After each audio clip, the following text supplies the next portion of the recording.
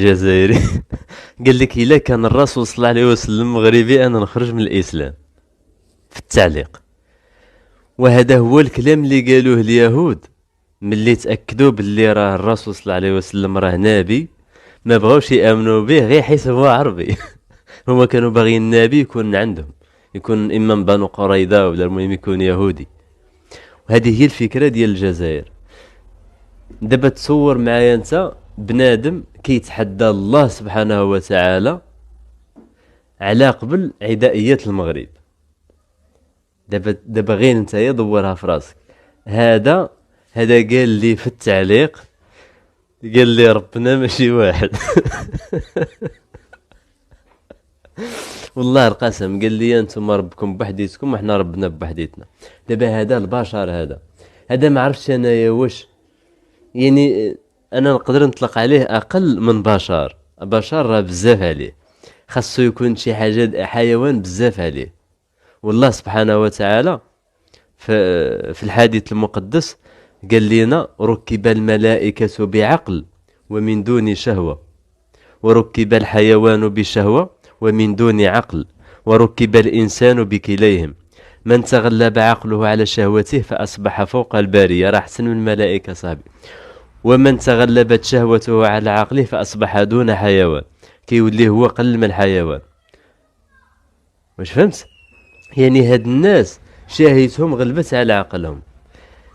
عندهم واحد النوع ديال البشر، واحد الفئة كتحكم الجيش، دارت لهم غسل الدماغ.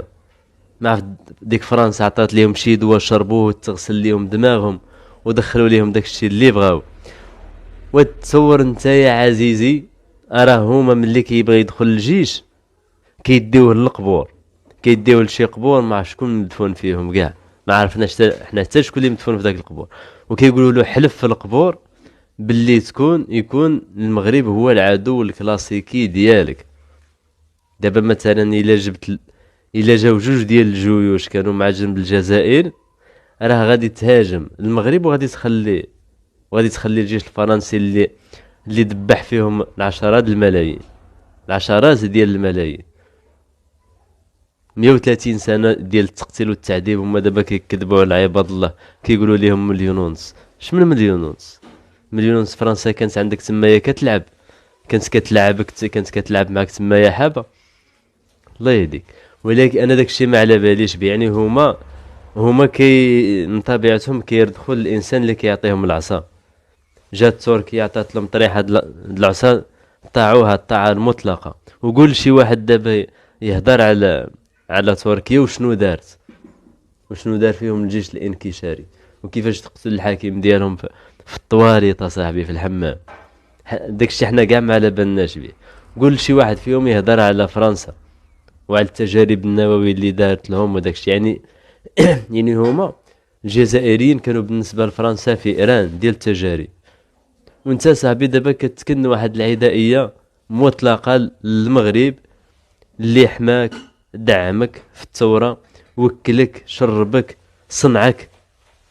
هذاك الفريق داك المنتخب اللي دابا تابعوا نتايا باش تسجلوا هنا في المغرب في مونديال افريقيا، واش عرفت شكون اللي صنعوا بعدا؟ واش عرفت شكون اللي كونوا فين تكون؟ قول لي غير داك الفريق ديال الجزائر فين تكون وشكون اللي كونوا؟ الامن ديالك، البوليس ديالك، خصك تعرف فين تكون بعدا، وشكون اللي اسسو وشكون اللي دعمو حتى وقف على رجليه. راه تكون في الناظور صاحبي، واللي كونوه راه المغاربه، راه سيادك. راه المغرب راه خصو يكون باكم. دابا الجزائر منين تبغي تهضر خاصها تقول الوالد، منين تبغي تهضر على المغرب ما تقولوش المغرب، خاصها تقول له الوالد المغرب، حيت راه هو اللي كيحميها صاحبي. ومن قديم الزمان. ولكن هذا الشيء انا كاع ما على باليش به. انا مجرد مواطن بسيط عادي كنعطي الراي ديالي، داكشي اللي عندي في عقلي، بدون عدوانيه، بدون حتى شي حاجه، بدون اساءه للطرف الاخر. ولكن صاحبي توصل وتقول لي راه لو كان نبي من المغرب انا نخرج الاسلام، راه عيب اصاحبي. هاد الشيء راه عيب. وانا اش قلت لك شي عيب باش تقول توصل بك حتى لداكشي.